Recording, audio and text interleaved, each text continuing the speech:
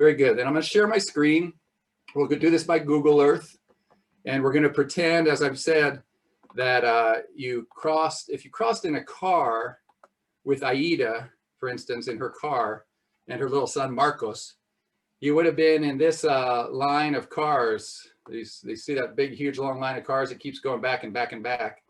And it comes in and you would have crossed at this San Ysidro port of entry, which is the busiest land border crossing in the world.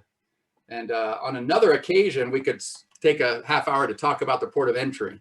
110,000 or so people cross every day. I hear different numbers, as low as 90, as high as 130. All that cross-border commerce and cross-border life that travels through the ports of entry. But that's a subject for another day. But I just wanted you to be aware of where you're kind of coming across if you came in a car. If you came on foot, and there are two pedestrian crossings, one on either side of the port of entry. This one is called the PED West, pedestrian crossing, west side of the freeway. And if you had walked across, you would have come down right outside this port of entry and walked into San Diego right here at this location.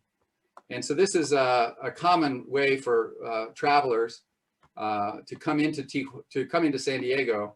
If they've been in Tijuana and they don't want to deal with that long wait in the car line, the pedestrian line is usually shorter. Not always, but almost always is the pedestrian line shorter. So that's where we would have walked across. I would have piled you into a van, and we would have headed out our way to Friendship Park.